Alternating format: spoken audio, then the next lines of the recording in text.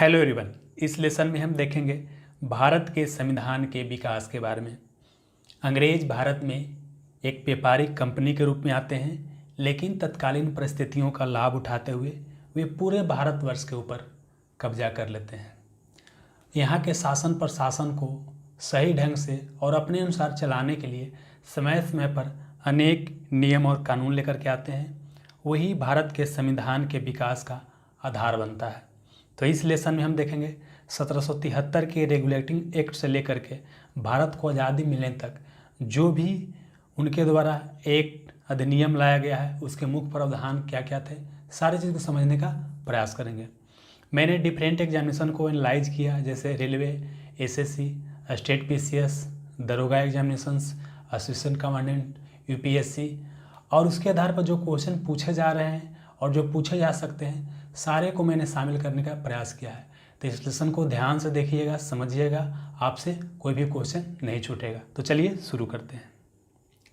आगे बढ़ने से पहले कुछ बेसिक तथ्य आपको जान लेना बहुत ज़रूरी है। सबसे पहले ईस्ट इंडिया कंपनी का स्थापना 1600 में होता है। अब आपके दिमाग में आ रहा होगा ईस्ट इंडिया कंपनी होता है क्या। तो देखिए, इंग्लैंड में बहुत सारे व्यापारियों द्वारा मिल करके एक कंपनी बनाया गया, उसी को बोलते हैं ईस्ट इंडिया कंपनी, जिसकी स्थापना 1600 में हुआ। जिस समय स्थापना हुआ उस समय इंग्लैंड की महारानी थी एलिजाबेथ प्रथम। कौन थी? एलिजाबेथ प्रथम। उनके द्वारा एक चार्टर जारी किया गया, मतलब आज्ञा पत्र जारी किया गया, और बोला गया कि आप पूर्वी देशों के साथ व्यापार कर सकते हैं। तो आपके दिमाग में अगर पूर्वी देश क्या होता है, तो चलिए पूर्वी देश को समझने का प्रयास करते हैं। ये वर्ल्ड का मैप है। ये क्या है? एशिया है। ये क्या है? अफ्रीका है। ये यूरोप है। अब देखिए, यहाँ पर कहीं इंग्लैंड है। England, UK, United kingdom, Britain, जो भी बोलूँगा सबका मतलब लगभग एक ही होता है। चलिए, तो देखिए, आपने इस तरह से ज़रूर पढ़ा होगा, इधर ईस्ट होता है पूरब, इधर वेस्ट होता है, ऊपर में नॉर्थ होता है, नीचे में साउथ होता है। तो देखिए, तो इस लाइन के पूरब साइड में जितना देश है उसको बोलते हैं पूर्वी देश। तो ईस्ट इंडिया कंपनी को यह अधिकार दिया गया कि आप पूर्वी देशों के साथ व्यापार कर सकते हैं। ठीक है, चलिए, तो सबसे पहले यहाँ पर आए व्यापार करने के लिए ही। लेकिन इससे पहले एक और जो क्वेश्चन बीपीएससी 63 प्री में क्वेश्चन पूछा गया था, ईस्ट इंडिया कंपनी के जब इंग्लैंड में स्थापना हुआ था उस समय भारत का शासक कौन था? तो उस समय भारत का शासक अकबर था। देखिए, अकबर का शासनकाल 1605 ईस्वी तक रहा है। कब तक रहा है? 1605 ईस्वी तक रहा है। इस कारण से जिस समय ईस्ट इंडिया कंपनी की स्थापना हुआ इंग्लैंड में, उस समय भारत का शासक अकबर था। अब यहाँ पर व्यापार करने आए, व्यापारिक गतिविधि में संलग्न थे, बहुत सारा फायदा भी कमा रहे थे, लाभ भी कमा रहे थे।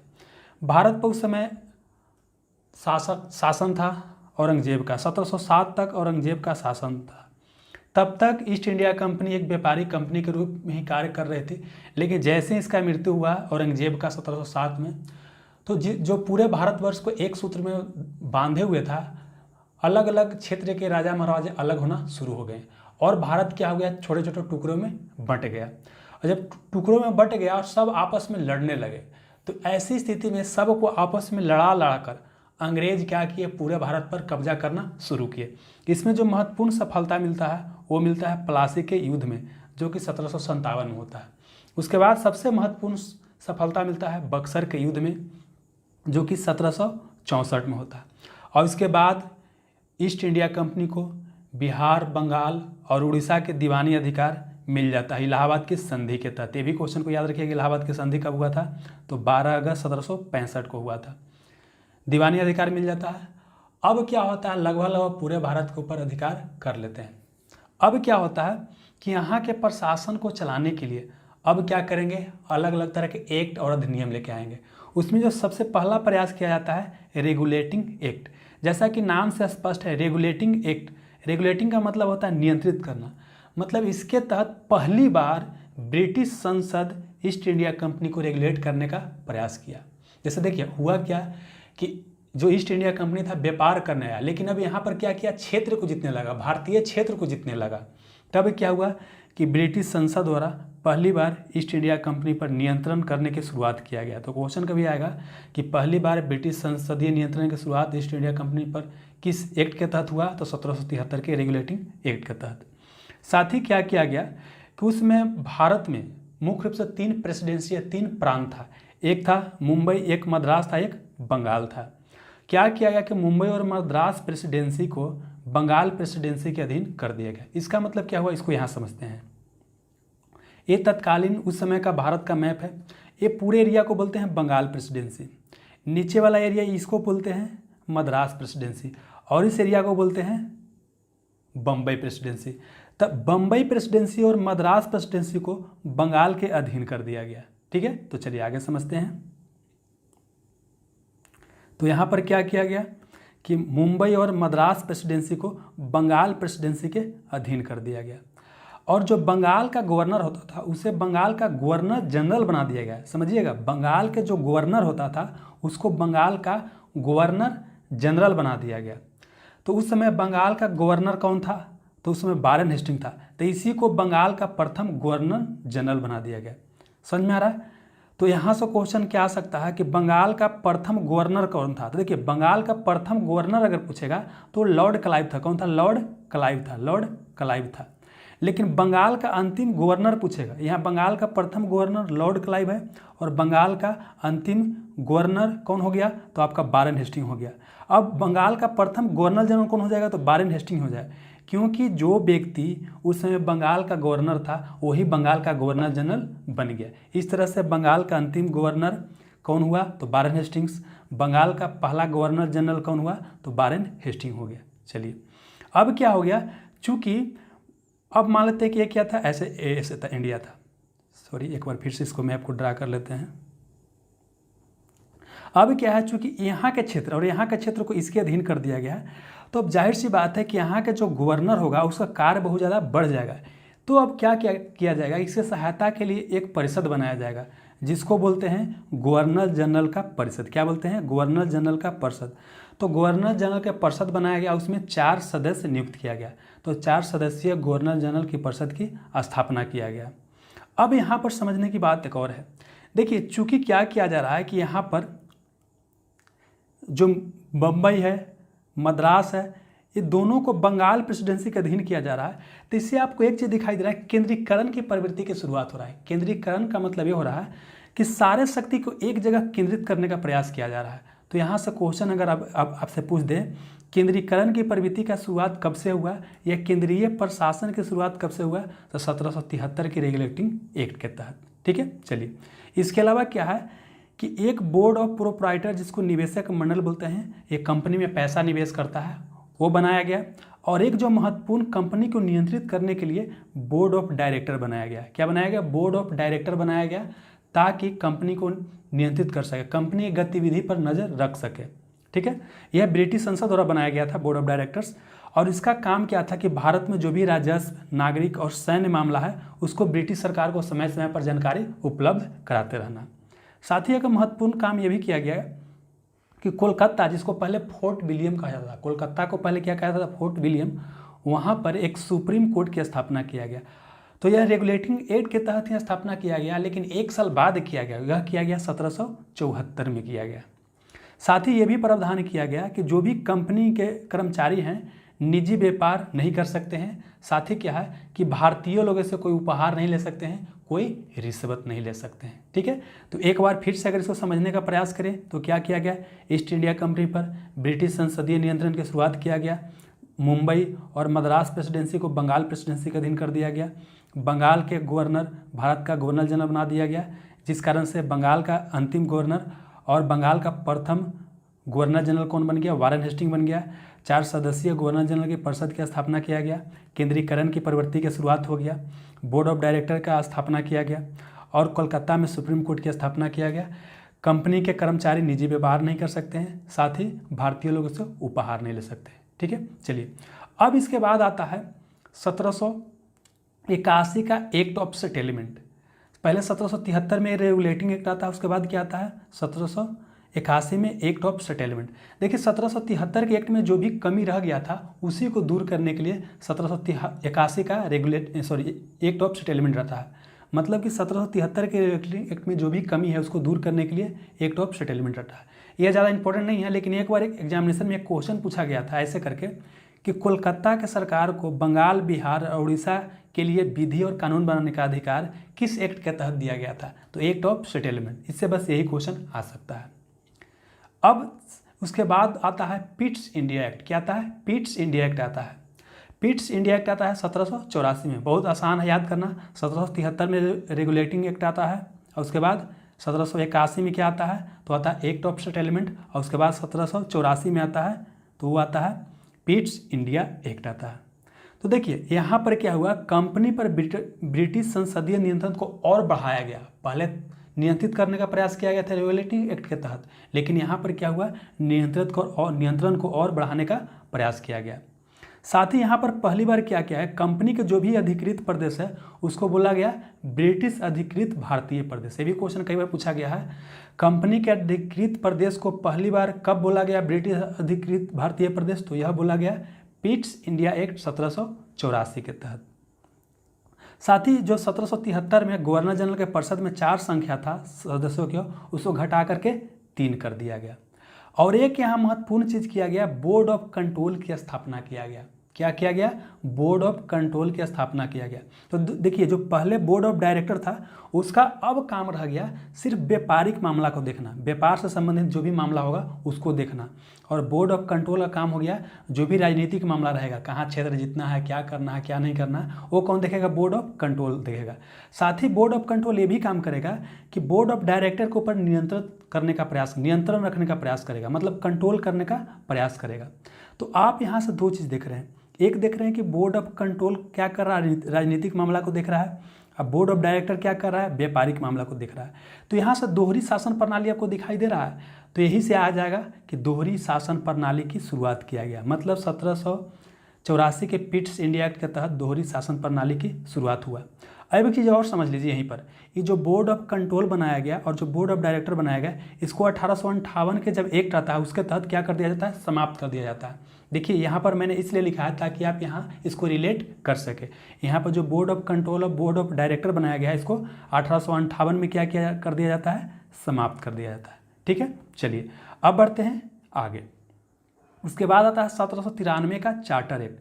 तो देखिए 1793 का चार्टर एक्ट भी ज़्यादा महत्वपूर्ण नहीं है। इससे सिर्फ आपको इतना याद रखना है कि जो नियंत्रण बोर्ड के सदस्य थे, मतलब बोर्ड ऑफ कंट्रोल के जो सदस्य थे, उससे कर्मचारी के वेतन इत्यादि भारतीय राजस्व से देने की व्यवस्था किया गया। मतलब देखिए यहाँ पर जो बोर्ड ऑफ कंट्रोल है तो इसके जो अधिकारी रहेंगे, सदस्य रहेंगे, जो कर्मचारी रहेंगे, सबको पेमेंट कहाँ से मिलेगा? भारतीय राजस्व से मिलेगा। तो इसमें इतना ही था।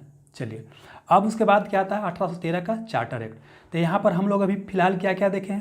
तो हम देखें 1773 का रेगुलेटिंग एक्ट। क्या देखें? 1773 का रेगुलेटिंग एक्ट। उसके बाद देखें 1781 में एक्ट ऑफ सेटलमेंट देखे।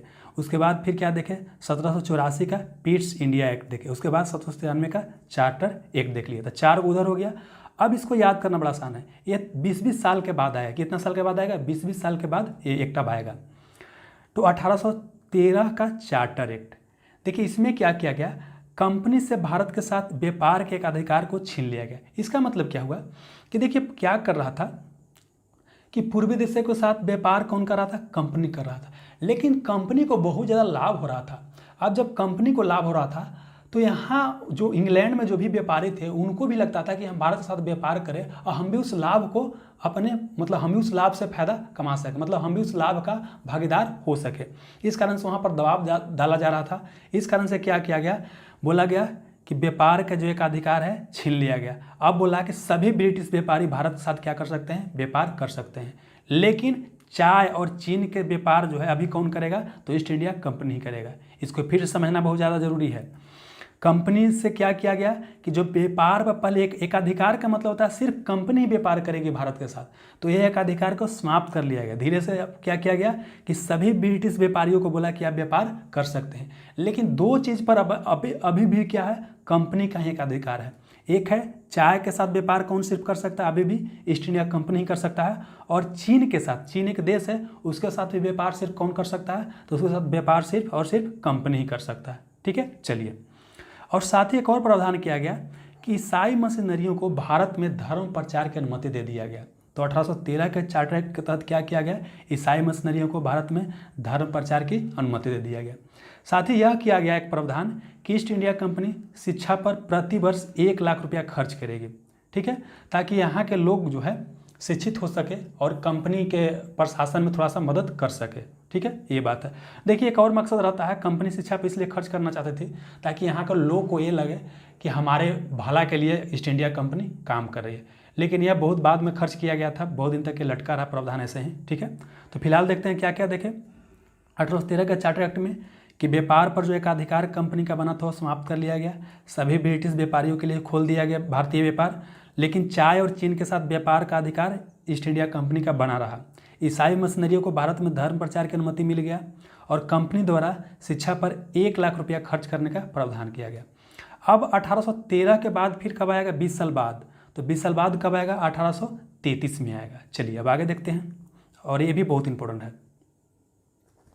तो 1833 के चार्टर एक्ट के तहत क्या किया गया, तो जो चाय और चीन के साथ व्यापार करने का जो अधिकार था वो सिर्फ कंपनी को ही था, यहाँ पर वो भी समाप्त कर दिया गया। क्या था, पहले दो ही चीज़ का प्रावधान था, मतलब कि जिस पर कंपनी का एक अधिकार बना हुआ था वो था चाय और चीन के साथ व्यापार, तो अब क्या क्या दिया गया, ये भी समाप्त कर दिया गया। मतलब अब पूरे जो है ब्रिटिश व्यापारी चाय के साथ भी व्यापार कर सकते हैं, चीन के साथ भी व्यापार कर सकते हैं और भारत का पूरी तरह व्यापार कर सकते हैं। तो अब क्या कर दिया गया कि कंपनी जो था उसका व्यापारिक जो अधिकार था पूरी तरह से समाप्त कर दिया गया था। तो ये भी क्वेश्चन पूछेगा किस एक्ट के तहत कंपनी का व्यापारिक अधिकार पूरी तरह समाप्त कर दिया गया, तो 1833 का चार्टर एक्ट के तहत। अब चूंकि यह व्यापारिक अधिकार इसको समाप्त कर दिया गया तो ईस्ट इंडिया कंपनी को बना दिया गया प्रशासनिक निकाय। इसका काम सिर्फ यह रह गया कि भारत में प्रशासन के मामले को देखे, इसका काम सिर्फ रह गया प्रशासनिक मामले को देखना, तो प्रशासनिक निकाय बन गया। अब क्या है, कंपनी के ऊपर जो कर्ज था उसकी जिम्मेवारी कौन ले लिया, भारत सरकार ले लिया। कंपनी के ऊपर जो भी कर्ज है उसकी जिम्मेवारी कौन ले लिया, भारत सरकार अपने ऊपर ले लिया। ठीक है, साथ ही एक और प्रावधान किया गया कि जो बंगाल का गवर्नर जनरल, अभी हम लोग देख रहे थे कि अब बंगाल का गवर्नर जनरल, उसको पूरे भारत का गवर्नर जनरल बना दिया गया। तो हम लोग देखिए 1773 के रेगुलेटिंग एक्ट में क्या देखे थे कि बंगाल के गवर्नर को बंगाल का गवर्नर जनरल नाम दिया गया था, और यहाँ पर अब बंगाल के गवर्नर जनरल को पूरे भारत का गवर्नर जनरल बोलेंगे। क्या बोलेंगे, पूरे भारत का गवर्नर जनरल बोलेंगे। तो इस तरह से क्या होता है कि बंगाल का अंतिम गवर्नर जनरल कौन हो जाएगा, तो देखिए उस समय लॉर्ड विलियम बेटिंग था गवर्नर जनरल, तो इस कारण से बंगाल का अंतिम गवर्नर जनरल कौन हो जाएगा, लॉर्ड विलियम बेटिंग हो जाएगा।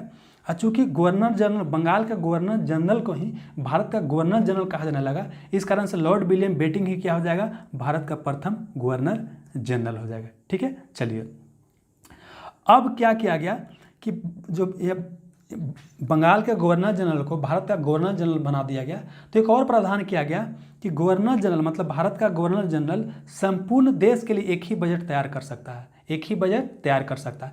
तो यहाँ पर हम क्या देख रहे हैं कि 1773 में जो केंद्रीकरण की प्रवृत्ति का शुरुआत हुआ था, यहाँ पर उसको और मजबूत कर दिया गया, यहाँ पर और केंद्रीकरण की प्रवृत्ति देख रहे हैं। ठीक है, तो इससे क्या हुआ, केंद्रीकरण की प्रवृत्ति को और मजबूती मिला। साथ ही यहाँ पर एक और क्या काम किया गया कि विधि आयोग का गठन किया गया, प्रथम विधि आयोग का गठन किया गया, उसके अध्यक्ष थे लॉर्ड मैकाले। देखिए इस विधि आयोग का मकसद यह था कि भारत के जो भी कानून है, नियम है, उसको वर्गीकरण करें और उसको उसी के आधार पर भारत में फिर क्या किया जाएगा, शासन प्रशासन चलाया जाएगा। तो मतलब समझिए कि विधि आयोग का गठन किया गया भारत के कानून को उसको सही तरीके से वर्गीकरण करने के लिए। चलिए अब उसके बाद क्या किया गया, दास प्रथा को विधि विरुद्ध घोषित कर दिया गया, मतलब दास प्रथा को क्या कर दिया गया, गैर कानूनी घोषित कर दिया गया 1833 के चार्टर एक्ट के तहत ही। लेकिन इसको पूरी तरह समाप्त कब किया गया, 1843 में लॉर्ड एलन बरो द्वारा। तो क्वेश्चन आ सकता है कि किस एक्ट के तहत दास प्रथा का समाप्त कर दिया गया, तो 1833 के चार्टर एक्ट के तहत। और किसके द्वारा पूरी तरह से समाप्त कर दिया गया, तो लॉर्ड एलन बरो द्वारा 1843 में। बीपीएससी में क्वेश्चन पूछा जा चुका है। ठीक है, साथ ही एक और प्रावधान किया गया कि जो कंपनी था, मतलब कंपनी मतलब ईस्ट इंडिया कंपनी के जो पद होता था, पहले क्या होता था कि जो बोर्ड ऑफ डायरेक्टर था वही क्या करता था, कंपनी के पद को भरता था। जनरली कंपनी का पद जो भी भरा जाता था वो समझिए कि स्वामी भक्ति के आधार पर होता था, जो ज़्यादा चापलूसी कर रहा उसी को भर्ती किया जाता था, साथ ही भारतीयों को भर्ती नहीं किया जाता था। तो इसमें यह प्रावधान किया गया कि सभी के लिए खोल दिया जाए, सभी के लिए क्या कर दिया जाए, खोल दिया जाए, यहाँ पर भारतीयों की भी नियुक्ति हो, ऐसा प्रावधान करने की बात किया गया। लेकिन बोर्ड ऑफ डायरेक्टर द्वारा भारी विरोध किया गया, इसलिए क्या कर दिया गया, प्रावधान को समाप्त कर दिया गया। मतलब यहाँ पर प्रयास यह किया गया कि खुली प्रतियोगिता करवाया जाए, एग्जाम के आधार पर पद को भरा जाए, इससे टैलेंटेड लोग आएंगे, लेकिन कंपनी द्वारा जो बोर्ड ऑफ डायरेक्टर था उसके द्वारा विरोध किया गया। ठीक है, तो अब अगला जो एक्ट आएगा उसमें फिर देखेंगे क्या कि उसमें खुली प्रतियोगिता का प्रावधान किया गया। तो हम देख रहे हैं कि कैसे कैसे विकास हो रहा है, अगला बार कुछ सुधार हो रहा है, अगला बार कुछ सुधार हो रहा है। तो यहाँ पर देखिए 1813 के बाद 20 साल बाद 1833 में आया, और इसके 20 साल बाद फिर कब आएगा, 1853 में एक्ट आएगा। तो चलिए अब आगे देखते हैं। तो फिर आता है 1853 का चार्टर एक्ट। तो 1853 के चार्टर एक्ट के तहत भारतीय सिविल सेवा सभी के लिए खोल दिया गया। मतलब वही जो कंपनी का जो पद है सभी के लिए खोल दिया गया, और उसके लिए खुली प्रतियोगिता मतलब ओपन एग्जाम कंडक्ट किया जाने लगा। तो यहाँ से क्वेश्चन पूछ सकता है कि भारतीय सिविल सेवा सभी के लिए कब खोल दिया गया, या सभी के लिए कब से ओपन एग्जाम होने लगा। तो 1853 के चार्टर एक्ट के तहत। और देखिए यह जो है लॉर्ड मैकाले की अध्यक्षता में एक समिति बनाया गया था, उसको बोलते हैं भारतीय सिविल सेवा समिति। लॉर्ड मैकाले की अध्यक्षता में उसने सिफारिश किया था कि खुली प्रतियोगिता के आधार पर पद भरा जाए ताकि टैलेंटेड लोग यहाँ पर आ सके। ठीक है, चलिए। और अगला एक और घोषणा किया गया कि ब्रिटिश संसद कभी भी कंपनी का शासन समाप्त कर सकता है। देखिए अभी हम लोग क्या देख चुके हैं कि पहले क्या किया गया 1813 एक्ट के तहत कि कंपनी जो व्यापार भारत में था सभी के लिए खोल दिया गया। उसके बाद फिर 1833 में क्या देखे कि पूरी तरीके से कंपनी का व्यापार पे एकाधिकार समाप्त कर दिया गया। और यहाँ 1853 में क्या देख रहे हैं, यह बोला जा रहा है कि कंपनी का शासन कभी भी समाप्त किया जा सकता है। अब आगे वाला एक्ट आएगा उसमें देखेंगे कि कंपनी का शासन पूरी तरह से समाप्त कर दिया जाएगा। ठीक है, चलिए। साथ ही एक और चीज़ यहाँ पर हुआ कि संसदीय प्रणाली की शुरुआत हुआ। मतलब केंद्र में छोटे स्तर पर विधानसभा की शुरुआत हुआ। अगर क्वेश्चन कभी आ जाए कि किस एक्ट के तहत जो है केंद्र में विधानसभा की शुरुआत हुआ, तो यह था 1853 का चार्टर एक्ट। इसी को बोलते हैं संसदीय प्रणाली की शुरुआत हुआ। ठीक है, अब उसके बाद क्या होता है 1857 में होता है सिपाही विद्रोह। क्या होता है, सिपाही विद्रोह। और भारत का शासन जो अंग्रेज के हाथों में था लगभग क्या होता है, अंग्रेज से छीन लिया जाता है। लेकिन ऐसा सिचुएशन आता है कि बाद में अंग्रेज ही बिजी हो जाते हैं, अंग्रेज को ही जीत मिलता है। लेकिन समझिए कि बहुत बड़ा उसको धक्का लगता है अंग्रेजों को।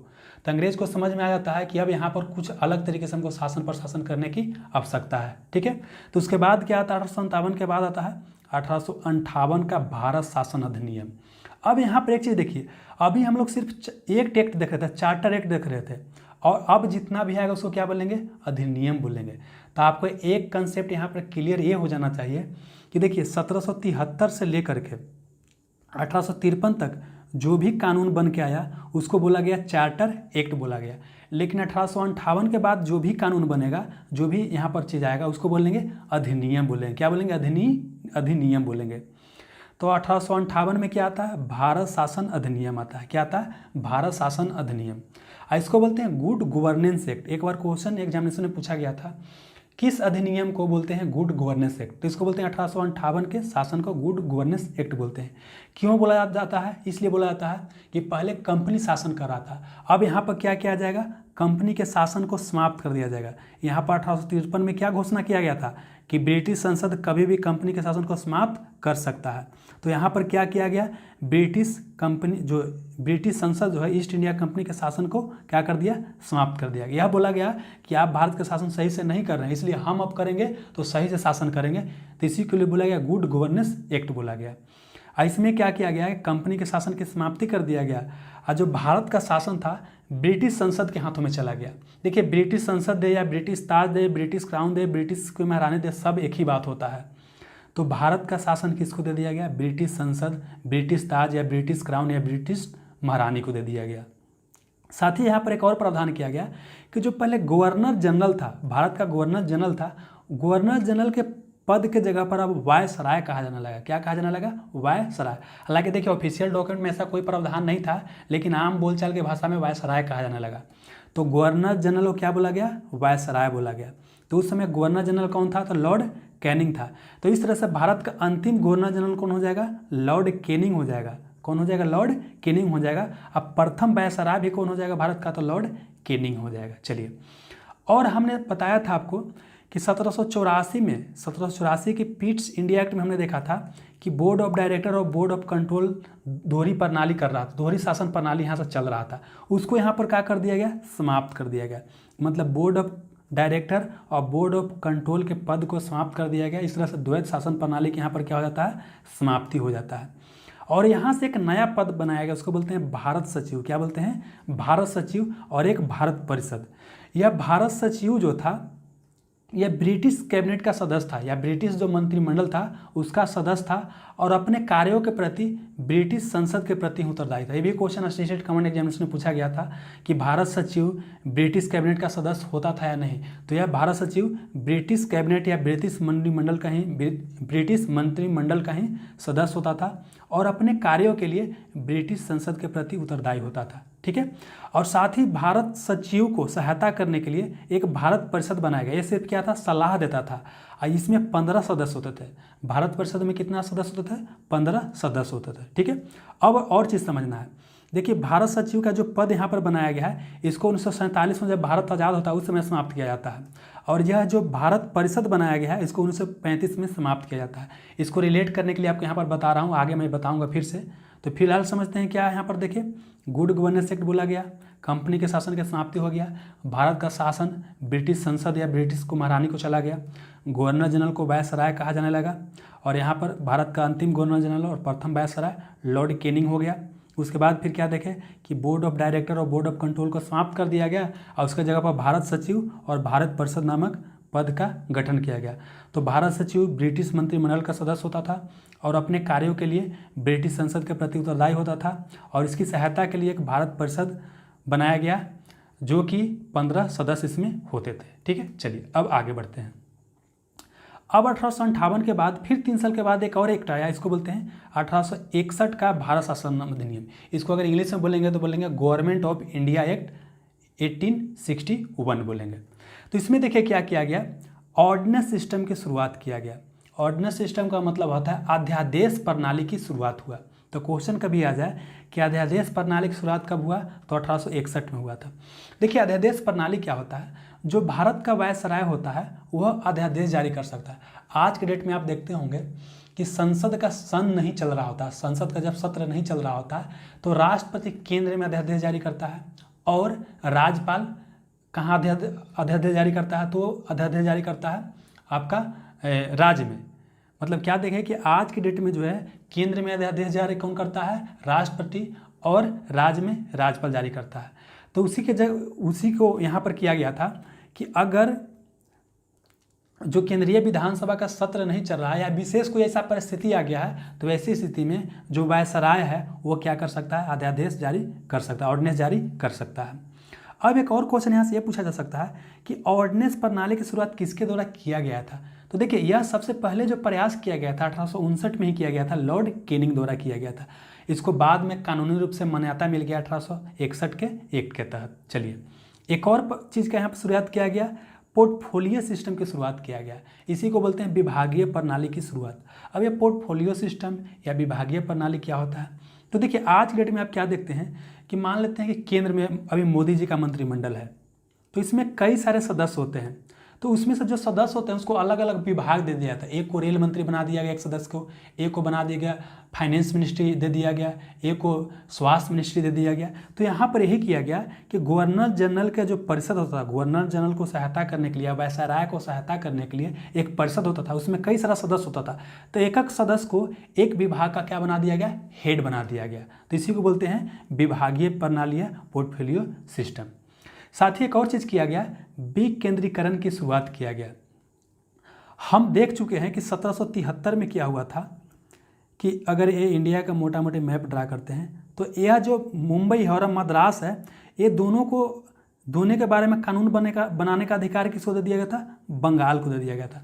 फिर 1833 में हम लोग क्या देखें कि इसको और मजबूत कर दिया गया और बंगाल का गवर्नर जनरल को पूरे भारत का गवर्नर जनरल कर दिया गया था। लेकिन यहाँ पर क्या किया गया, यहाँ पर प्रावधान यह किया गया कि इसको यहाँ पर क्या है आपका मद्रास है, यहाँ पर क्या है मुंबई है। तो मद्रास और बम्बई को फिर से क्या किया गया कि आप विधि अपने लिए बना सकते हैं। तो यहाँ पर क्या देख रहे हैं, विकेंद्रीकरण की शुरुआत हो रहा है। मतलब क्या देख रहे हैं विकेंद्रीकरण, मतलब कि मद्रास और बम्बई प्रेसिडेंसी को विधायी शक्ति वापस कर दिया गया। मतलब फिर से आप अपने लिए क्या बना सकते हैं, कानून बना सकते हैं। साथ ही क्या किया गया कि वायसराय के जो कार्यकारिणी परिषद था उसमें गैर सरकारी सदस्यों को नियुक्ति किया गया। और एक और चीज़ किया गया, कार्यकारिणी परिषद का विस्तार किया गया। साथ ही जो आपको याद रखना है कि विधान परिषद की यहाँ पर शुरुआत हुआ 1853 में। हम लोग क्या देखे हैं कि 1853 में केंद्र में क्या हुआ है, विधानसभा का शुरुआत हुआ था। और 1861 के तहत क्या हुआ है, विधान परिषद की शुरुआत हुआ है। इसमें वायसराय को यह अधिकार दिया गया कि बंगाल, उत्तर पश्चिमी सीमा प्रांत और पंजाब में विधान परिषद की स्थापना कर सकते हैं। ठीक है, तो यहाँ पर हम क्या क्या देखें, 1861 में ऑर्डिनेंस सिस्टम की शुरुआत हुआ, पोर्टफोलियो सिस्टम की शुरुआत हुआ, विकेंद्रीकरण की शुरुआत हुआ और विधान परिषद की शुरुआत हुआ। अब बढ़ते हैं आगे।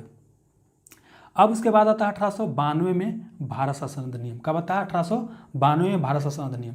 यहाँ पर किया जाता है अप्रत्यक्ष चुनाव प्रणाली की शुरुआत। बहुत बहुत इंपॉर्टेंट, कई बार क्वेश्चन पूछा गया है कि अप्रत्यक्ष चुनाव प्रणाली की शुरुआत किस शासन अधिनियम के तहत किया गया था, तो 1892 के भारत शासन अधिनियम के तहत किया गया था। अब इसको समझने के लिए और जान लीजिए कि देखिए प्रत्यक्ष चुनाव प्रणाली की शुरुआत कब हुआ था, तो गवर्नमेंट ऑफ इंडिया एक्ट 1919 का था। देखिए यहाँ पर प्रत्याशी मिस्टेक से प्रिंट हो गया है, यहाँ पर प्रत्यक्ष होगा। तो अब प्रत्यक्ष चुनाव प्रणाली की शुरुआत कब हुआ, 1892 में। अब प्रत्यक्ष चुनाव प्रणाली की शुरुआत कब होता है, तो भारत शासन अधिनियम 1919 के तहत होता है। तो इसको आप जरूर याद रखिएगा। फिर क्या किया जाता है कि व्यवस्थापिका सभा के सदस्य को जो बजट बनता था उस पर विचार विमर्श करने का अधिकार दे दिया गया कि आप विचार विमर्श कर सकते हैं, प्रश्न पूछ सकते हैं, लेकिन वोट नहीं दे सकते हैं आप। यहाँ पर क्या बोला गया कि जो व्यवस्थापिका सभा के सदस्य हैं, परिषद के जो सदस्य हैं, वो बजट पर विचार विमर्श कर सकते हैं, कुछ प्रश्न पूछ सकते हैं, लेकिन वोट नहीं कर सकते हैं, ना ही उसमें कुछ सुधार ला सकते हैं। ना तो वोट कर सकते हैं, ना ही उसमें कोई सुधार ला सकते हैं। यहाँ पर ये प्रावधान किया गया। समझ में आ रहा है। अब आगे के जो एक्ट आएगा उसमें वोटिंग राइट भी मिल जाएगा। ठीक है, चलिए तो देखिए यहाँ तक समझ लिया। इसको एक बार समझना बहुत ज़रूरी है। तो हम लोग क्या देखें, सबसे पहले समझ लेते हैं 1773 में रेगुलेटिंग एक्ट देखें। फिर क्या देखें,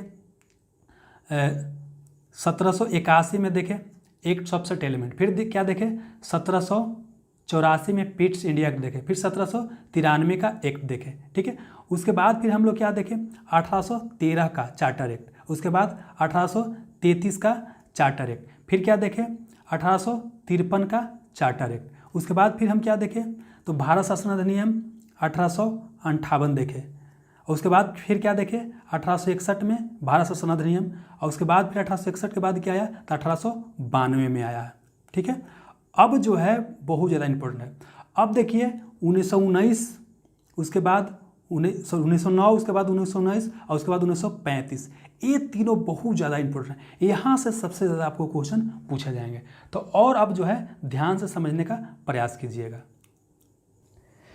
तो देखिए 1909 के भारत शासन अधिनियम को बोला जाता है मार्ले मिंटो सुधार। क्या बोला जाता है, मार्ले मिंटो सुधार बोला जाता है। तो पहले तो आपको ये पता होना चाहिए मार्ले कौन था, मिंटो कौन था, क्योंकि असिस्टेंट कमांडिंग एग्जामिनेशन में सेम क्वेश्चन पूछा गया था। मार्ले उस समय भारत का वायसराय था या भारत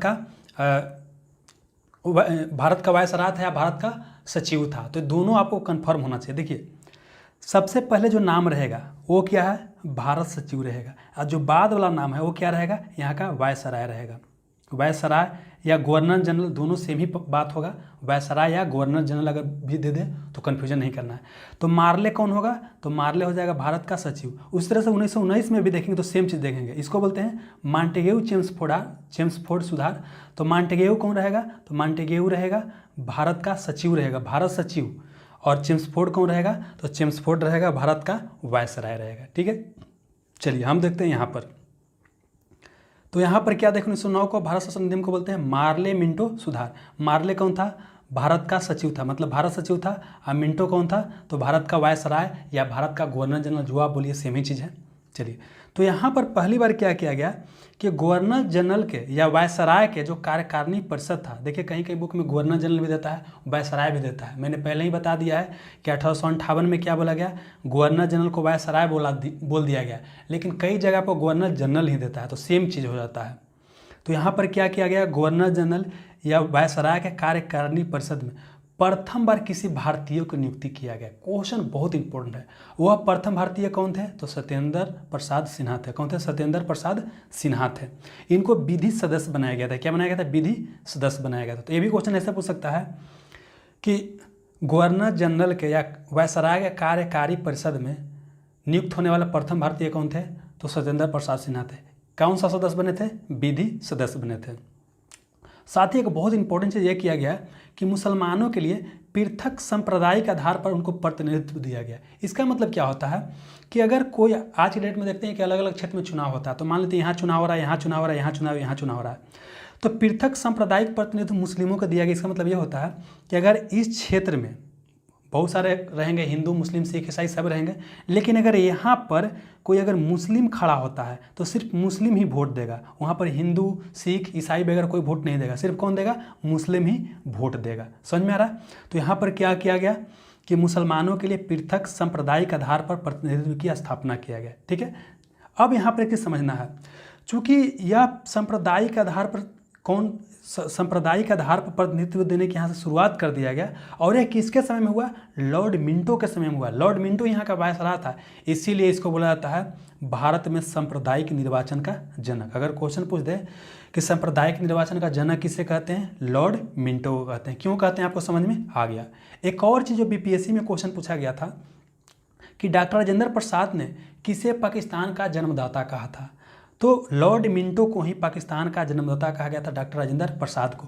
क्योंकि अल्टीमेटली देखिए कि यहीं से क्या होता है, अलग तरह के राजनीति शुरू हो जाता है। मुस्लिम लीग यहीं से अलग डायरेक्शन में चलना शुरू कर देता है। 1906 में मुस्लिम लीग की स्थापना होता है और वहीं से अलग डायरेक्शन में चलना शुरू हो जाता है। अल्टीमेटली क्या होता है, पाकिस्तान यहाँ से बढ़ जाता है। लेकिन उसका बीज कहाँ बुनाया था? तो बीज यहीं पर बोया गया था। इसीलिए बोला जाता है लॉर्ड मिंटो को सांप्रदायिक निर्वाचन का जनक, और क्या बोला जाता है? तो पाकिस्तान का जन्मदाता बोला जाता है। साथ ही एक और चीज़ किया गया कि व्यवस्थापिका सभा के सदस्यों को सार्वजनिक विषय पर प्रस्ताव पेश कर सकता था, पूरक प्रश्न पूछ सकता था और मत दे सकता था। हम लोग पीछे के स्लाइड में यहाँ पर देख चुके हैं, यहाँ पर 1892 में, कि यहाँ पर क्या था, विचार विमर्श कर सकता था, प्रश्न पूछ सकता था, लेकिन वोट नहीं कर सकता था, नहीं कोई सुधार कर सकता था। लेकिन यहाँ पर क्या हुआ, यहाँ पर देख रहे हैं कि यह क्या कर सकता है, कोई प्रस्ताव भी पेश कर सकता है, प्रश्न भी पूछ सकता है और मत भी दे सकता है। ठीक है, अब उसके बाद आता है 1919 का भारत शासन अधिनियम। क्या आता है? 1919 का भारत शासन अधिनियम। इसको क्या बोलते हैं? मॉन्टेग्यू चेम्सफोर्ड सुधार। मॉन्टेग्यू समय कौन था? तो भारत सचिव था। चेम्सफोर्ड कौन था? तो यहाँ का वायसराय था, भारत का वायसराय था। चलिए, अब यहाँ पर क्या किया जाता है, प्रांत में द्वैत शासन की शुरुआत होता है। प्रांत में क्या होता है? देखिए, केंद्र कहने का मतलब यह है कि अगर ये क्या है, इस तरह से भारत है, तो केंद्र यहाँ पर मान लेते कि यहाँ दिल्ली में मुख्य रूप से केंद्र होता था, और उसके बाद क्या होता था, अलग अलग बहुत सारा प्रांत था, अलग अलग क्या था, प्रांत था। तो यहाँ पर यह किया गया कि प्रांतों में क्या किया गया, द्वैत शासन की शुरुआत किया गया। अब यहाँ पर ध्यान रखना है कि प्रांतों में द्वैत शासक के जनक किसे कहते हैं? तो लियोनस कार्टिस को कहते हैं। ये भी क्वेश्चन पूछा गया है कि प्रांतों में द्वैत शासन के जनक किसे कहते हैं? तो लियोनस कार्टिस को कहते हैं। अब यह द्वैत शासन का मतलब क्या होता है? देखिए, प्रांत में जो भी सब्जेक्ट होगा उसको दो भागों में बांटा गया। एक भाग को बोला गया आरक्षित सब्जेक्ट। क्या बोला गया? आरक्षित सब्जेक्ट। एक भाग को बोला गया हस्तांतरित सब्जेक्ट। तो देखिए, जो भी मेन सब्जेक्ट होता था, जैसे पैसा से मामले, रक्षा से मामले, है ना, वो सब महत्वपूर्ण सब्जेक्ट को रखा गया आरक्षित कोटि में रखा गया। और जो कम इंपॉर्टेंट था, जैसे हेल्थ, एजुकेशन, ये सब कम इंपॉर्टेंट सब्जेक्ट था, उसको हस्तांतरित सब्जेक्ट में रख दिया गया। अब उसके बाद क्या होता है कि जो आरक्षित विषय का जो शासन करता था, वह गवर्नर जनरल अपने कार्यकारिणी परिषद के सहयोग से उसका शासन करता था। लेकिन जो हस्तांतरित विषय था उसका भी गवर्नर जनरल या वायसराय ही करेगा, लेकिन मंत्री परिषद के सहयोग से। इसको फिर से समझते हैं, समझना जरूरी है। देखिए क्या बोले, एक क्या बोले ऐसे है, इसको बोले आरक्षित विषय, इसको बोले हस्तांतरित विषय। तो देखिए, दोनों का गवर्नर जनरल ही शासन करेगा, जो वायसराय रहेगा वही शासन करेगा। लेकिन यहाँ पर अंतर क्या रहेगा कि जो मेन चीज़ रहेगा, आरक्षित विषय रहेगा, उसका शासन कौन करेगा? तो गवर्नर जनरल करेगा अपने कार्यकारिणी परिषद के सहयोग से, और वो कोई उत्तरदायी शासन वहाँ पर नहीं था। लेकिन जो हस्तांतरित सब्जेक्ट था उसका शासन गवर्नर जनरल या वायसराय कर रहा था, लेकिन किसके सहयोग से? तो जो मंत्री परिषद प्रांत में था उसके सहयोग से कर रहा था। बस इतना ही अंतर है। चलिए, अब क्या किया है, केंद्र में द्विसदनीय विधायिका की शुरुआत हुआ। द्विसदनीय का मतलब क्या होता है? आज के डेट में आप देखते हैं कि केंद्र में द्विसदन है, होता है ना, लोकसभा और राज्यसभा। तो इस तरह से यहाँ पर क्या गया, राज्य परिषद, मतलब समझिए कि उच्च सदन हो गया राज्य परिषद, और जो निम्न सदन कौन हो गया, केंद्रीय विधानसभा हो गया। तो केंद्र में क्या हुआ, द्विसदनीय विधेयक की शुरुआत हुआ। एक को बोले राज्य परिषद, एक को बोले केंद्रीय विधानसभा, ठीक है। और केंद्र में कोई भी रिस्पॉन्सिबल गवर्नमेंट नहीं था, कोई भी जवाबदेही वाला गवर्नमेंट, उत्तरदायी सरकार नहीं था। वहाँ पर केंद्र में शासन कौन कर रहा था? तो केंद्र में शासन किया जा रहा था गवर्नर जनरल या वायसराय, दोनों का मतलब एक ही होता है, गवर्नर जनरल या वायसराय द्वारा। किसके मदद से? तो कार्यकारिणी परिषद के सहयोग से। अब अगला क्वेश्चन इंपॉर्टेंट है, भारत के उच्चायुक्त पद का सृजन किया गया। तो ये भी बीपीएससी में क्वेश्चन पूछा गया, बिहार दरोगा एग्जामिनेशन में भी प्रीवियस ईयर में क्वेश्चन पूछा जा चुका है कि भारत के उच्चायुक्त पद का सृजन किस अधिनियम के तहत किया गया था? तो 1919 के भारत शासन अधिनियम के तहत किया गया था, ठीक है। ये क्वेश्चन असिस्टेंट कमांडेंट एग्जामिनेशन में पूछा जा चुका है। साथ ही एक और चीज़ किया गया कि सांप्रदायिक प्रतिनिधित्व का और विस्तार किया गया।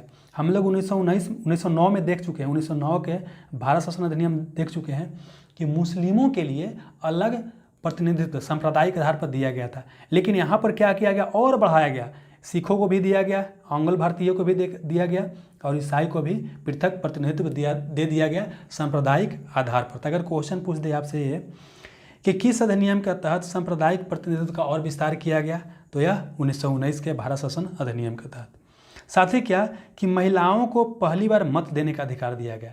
महिलाओं को इससे पहले वोट देने का अधिकार नहीं था, लेकिन यहाँ पर क्या गया, महिलाओं को पहली बार वोट देने का अधिकार दिया गया। लेकिन ऐसा नहीं कि सभी महिलाओं के लिए नहीं दिया गया, जो संपन्न महिला थे, जो पढ़ा लिखा ज़्यादा था, उनको यह अधिकार दिया गया। साथ ही क्या हुआ कि यहाँ पर एक लोक सेवा आयोग का गठन किया गया। तो लोक सेवा आयोग का गठन किस अधिनियम के तहत किया गया है? 1919 के भारत शासन अधिनियम के तहत किया गया। यह इसमें प्रावधान किया गया, लेकिन बहुत साल के बाद बनाया गया, 7 साल बाद 1926 में पहली लोक सेवा आयोग का गठन किया गया था। और यह किस आयोग के सिफारिश पर किया गया था? तो वह था ली आयोग। क्या नाम था? ली आयोग के सिफारिश पर यह किया गया था। साथ ही क्या किया गया कि एक वैधानिक आयोग का गठन किया गया, और वैधानिक आयोग का काम यह करना था कि 1919 का जो भारत शासन अधिनियम है 10 साल बाद इसका समीक्षा करेगा, ठीक है। बाद में आप सुनते होंगे कि एक आया था साइमन कमीशन के बारे में सुना होगा, साइमन कमीशन 1927 में आया था, तो इसी को देखने आया था ना, तो इसीलिए पहले ही क्या कर दिया गया था, वैधानिक आयोग का गठन कर दिया गया था। साथ ही एक और चीज़ यहाँ पर किया गया कि पहली बार राज्य बजट को केंद्रीय बजट से अलग कर दिया गया। मतलब जो केंद्र का बजट है उससे राज्य बजट को अलग कर दिया गया। मतलब राज्यों को भी अधिकार दे दिया गया कि अपना बजट एक खुद तैयार कर सकते हैं, ठीक है। चलिए, तो यहाँ पर हम लोग क्या देखें, प्रांतों में द्वैत शासन की शुरुआत हुआ। अब प्रांतों में द्वैत शासन का जनक लियोनस स्कॉटिस को बोलते हैं। फिर क्या देखें, केंद्र में द्विसदनीय विधेयक की शुरुआत किया गया, भारत के उच्चायुक्त पद का सृजन किया गया, सांप्रदायिक प्रतिनिधित्व का और विस्तार किया गया, महिलाओं को पहली बार वोट देने का अधिकार दिया गया, ली आयोग की अनुशंसा पर लोकसभा आयोग का गठन किया गया। फिर क्या क्या हुआ, वैधानिक आयोग का गठन किया गया, पहली बार राज्य बजट को केंद्रीय बजट से अलग कर दिया गया, विधानसभा अपना बजट खुद बना सकता है। समझ में आ गया।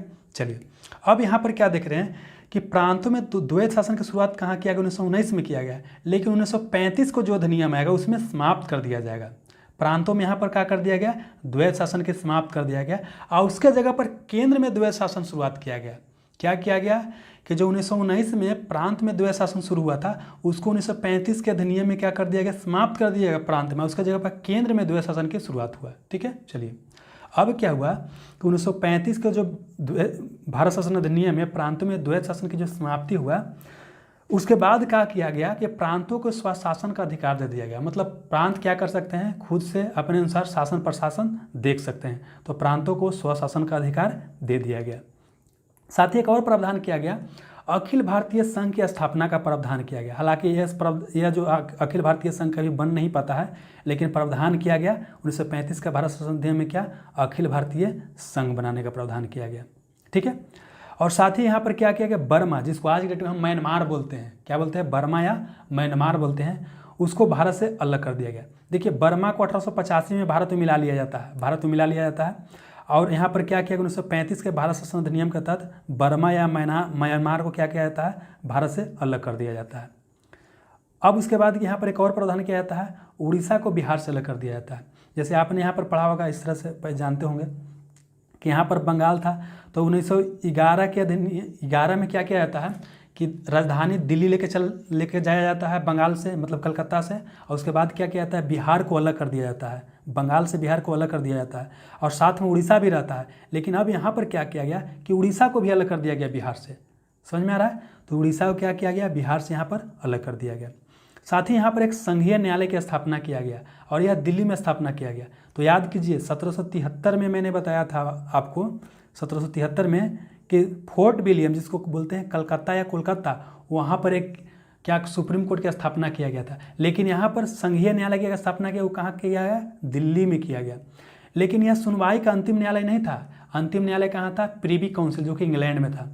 आज के डेट में क्या होता है कि सुनवाई का अंतिम न्यायालय कौन होता है, दिल्ली का सुप्रीम कोर्ट। दिल्ली का कौन होता है, सुप्रीम कोर्ट। अगर कोई भी मान लेते हैं कि आप कहीं पर मतलब हाई कोर्ट में अगर कोई सुनवाई होता है, उससे आप संतुष्ट नहीं हैं, तो अंतिम बार अपील कहाँ दायर कर सकते हैं, तो सुप्रीम कोर्ट दिल्ली में। लेकिन यहाँ पर क्या प्रावधान था कि संघीय न्यायालय तो दिल्ली में है, लेकिन अगर उससे संतुष्ट नहीं है, अगर और आगे आप जाना चाहते हैं, तो अंतिम न्यायालय कौन होगा, इंग्लैंड में होगा, प्रिवी काउंसिल होगा। साथ ही एक और प्रावधान किया गया, केंद्रीय बैंक की स्थापना किया गया, जिसको बोलते हैं रिजर्व बैंक ऑफ इंडिया। तो रिजर्व बैंक ऑफ इंडिया की स्थापना ये 1935 के भारत शासन अधिनियम के तहत ही किया गया था। और रिजर्व बैंक ऑफ इंडिया का स्थापना कब किया गया था, 1 अप्रैल 1935 को।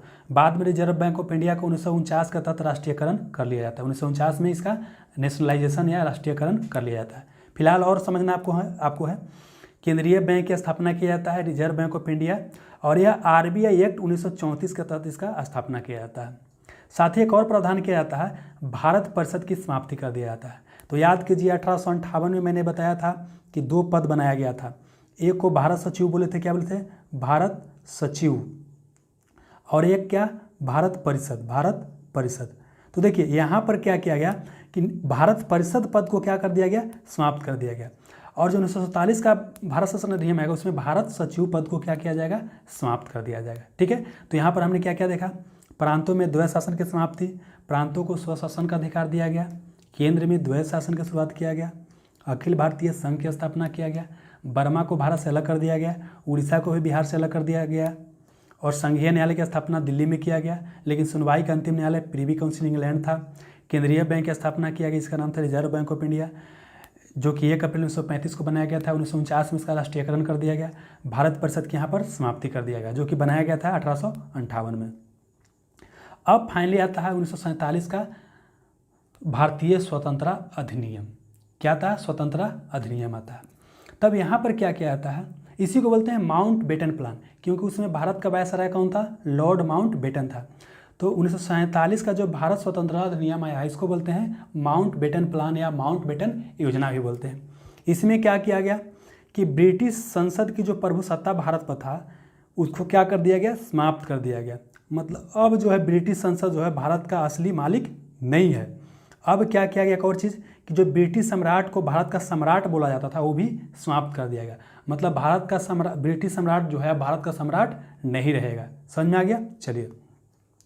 और यहाँ पर एक चीज़ क्या किया गया, भारत सचिव पद की समाप्ति किया गया, जो कि 1858 में शुरुआत हुआ था, उसको यहाँ पर क्या कर दिया गया, भारत सचिव को समाप्त कर दिया गया।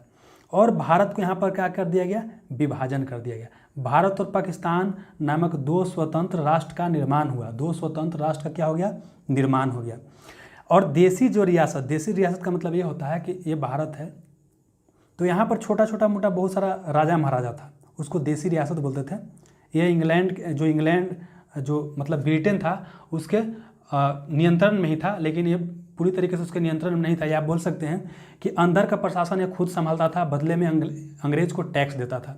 तो इनको यह अधिकार दिया गया कि आपको अगर मन है भारत में शामिल होने का, तो भारत में शामिल हो जाइए, अगर पाकिस्तान में शामिल होने का मन है तो पाकिस्तान में शामिल हो जाए, या आप खुद अलग भी रहना चाहते हैं तो क्या कर सकते हैं, आप खुद अलग भी रह सकते हैं। ठीक है, तो यहाँ पर यह प्रावधान किया गया। धीरे धीरे क्या होता है कि भारत में लगभग सब ब्रिटिश देसी रियासत शामिल हो जाता है। लेकिन 3 जो देसी रियासत रहता है, एक जम्मू कश्मीर JNK, और एक आपका जम्मू कश्मीर हो गया, एक हैदराबाद हो गया,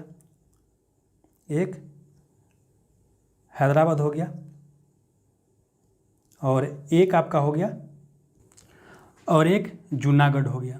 ठीक है, तो जम्मू कश्मीर को बाद में इंस्ट्रूमेंट ऑफ एक्सेशन पर हस्ताक्षर करके मिला लिया जाता है, और उसको अनुच्छेद 370 के तहत विशेष राज्य का दर्जा दिया जाता है, जो कि हाल फिलहाल में इसको समाप्त किया गया है। हैदराबाद को पुलिस कार्रवाई के तहत मिला लिया जाता है। और जूनागढ़ में क्या होता है, वहाँ पर जनमत संग्रह कराया जाता है और भारत में मिलने के लिए उसमें मतदान लोग करते हैं। ठीक है, और इस तरह से क्या होता है कि 15 अगस्त 1947 को भारत स्वतंत्र हो जाता है। तो इसमें इतना सारा आपको प्रावधान था और इससे जितना भी क्वेश्चन बन सकता है एग्जामिनेशन को पॉइंट ऑफ व्यू से सारे हमने प्रयास किया है कि शामिल हो। अगर आपको कुछ किसी भी चीज़ में समझने में प्रॉब्लम हो तो इस वीडियो को एक बार देखिएगा, 2 बार देखिएगा, आपको पूरा का पूरा क्लियर हो जाएगा। अगर फिर भी आपको समझने में कोई दिक्कत रहता है तो आप ज़रूर कमेंट सेक्शन में बता सकते हैं। मिलते हैं नेक्स्ट सेशन में। Have a nice day. Thank you.